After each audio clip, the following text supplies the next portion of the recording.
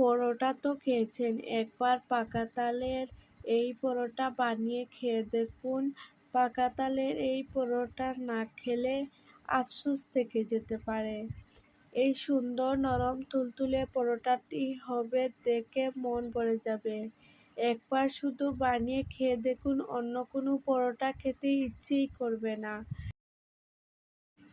আসসালামু আলাইকুম, welcome back to my channel Sumi রান্না করে সবাইকে স্বাগতম। তো প্রতিদিনের মতো আজও নিয়ে এলাম নতুন একটা রেসিপি নিয়ে। তো আজ করব পাকা তাল দিয়ে পরোটার রেসিপি। একদম নরম তুলতুলে, মুখে দিতে যেন মিলিয়ে যাবে, এত মজার একটা রেসিপি।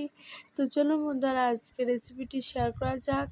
তো প্রথমে একটা মিক্সিং বোল নিয়ে নিলাম, তার মধ্যে দিয়ে দিলাম প্রথমে 1 বাটি পরিমাণ আটা দিলাম, তারপর আরও বেশ আদার বাটি আমি আটা অ্যাড করে দিলাম,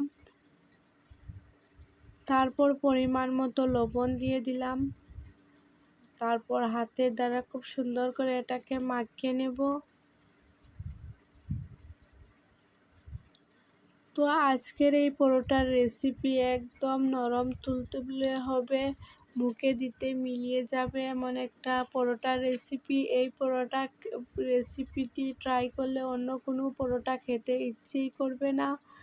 তো এদিকে আমি তালের পাল্পটা নিয়ে নিলাম, এবার এই পাল্প দিয়ে কিন্তু এটাকে মাখিয়ে নেব। তো এটাকে খুব সুন্দর করে মাখিয়ে নেব। তো এই তালের পাল্প দিয়ে যতটুকু মাখানো যায় ততটুকু মাখিয়ে নেব, আর তারপর লাগলে একটু জল অ্যাড করে দেব। তো এখানে আমার জল লাগেনি, কিন্তু হাত ভিজিয়ে একটু মাখিয়ে নিয়েছি, তারপরে একদম ডোটা রেডি হয়ে গেছে।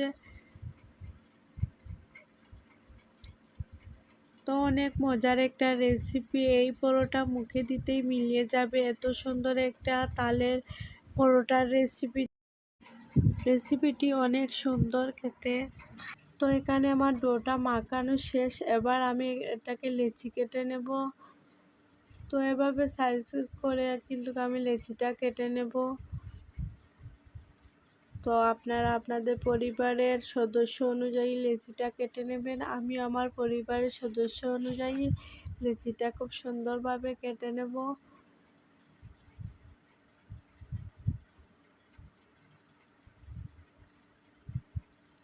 তো এখানে আমার 10টা লেচি কাটা হয়েছে, এবার খুব সুন্দরভাবে এটাকে গোল গোল করে নেব। তো প্রথমে আমি ডো নিয়ে নিয়েছি, এবার এটাকে একটা খাটের উপর দিয়ে আমি কিন্তু কিছু আটা মাখিয়ে নিলাম। বড় সাইজ করে একটা রুটি বেলে নেব। তো রুটিটা কিন্তু পাতলা করে বেলে নেব।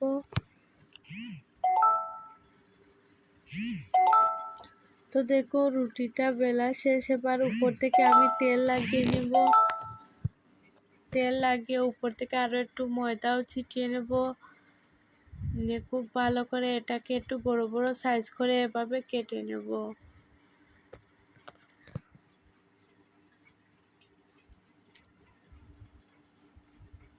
তো চাকু দিয়ে মোটা মোটা করে কিন্তু এটাকে কেটে নিতে হবে। তারপর এক সাইড থেকে এভাবে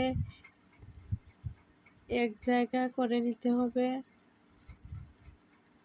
তারপর এটাকে লম্বা করে একটা গোল শেপ দিয়ে দিতে হবে।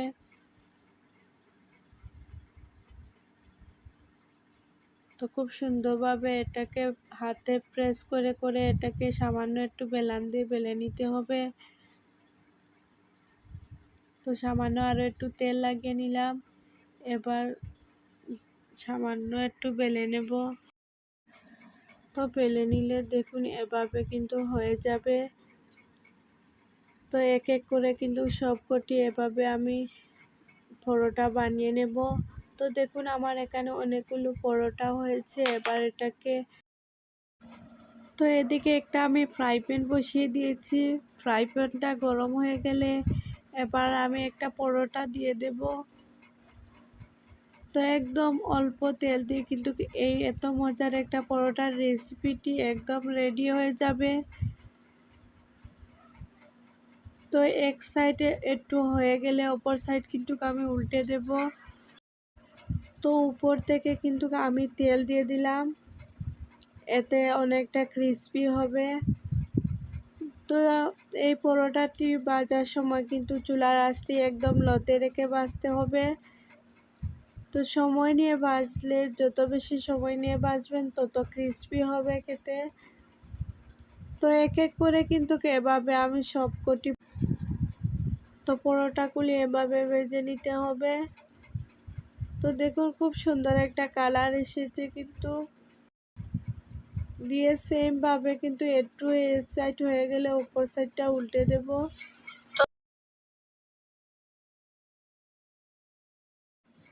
তো এখানে 1.5 বাটি আটা দিয়ে আমার অনেকগুলো কিন্তু তালের এই পরোটা হয়েছে কিন্তু।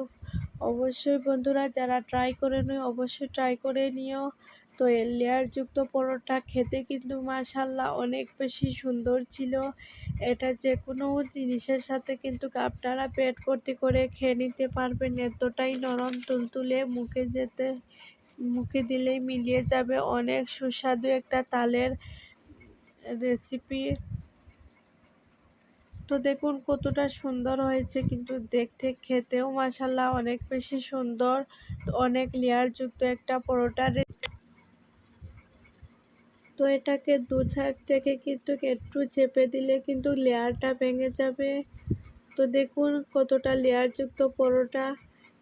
এটা চিকেনের সাথে কিন্তু অসাধারণ হবে খেতে, বা এটা দুধের যে চা হয় সেটার লগে অনেক বেশি ভালো লাগবে। তো এরকমভাবে সবটা পরোটার কিন্তু লেয়ার আমি এভাবে চেপে চেপে কিন্তু।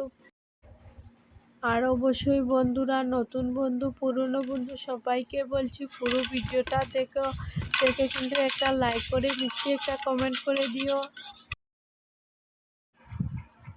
তো অনেকগুলা পরোটা হয়েছে কিন্তু আমার তালের সিজনটা চলে যাচ্ছে। অবশ্যই যারা এখনও এই রেসিপিটি ট্রাই করেনি অবশ্যই ট্রাই করে দেখবেন।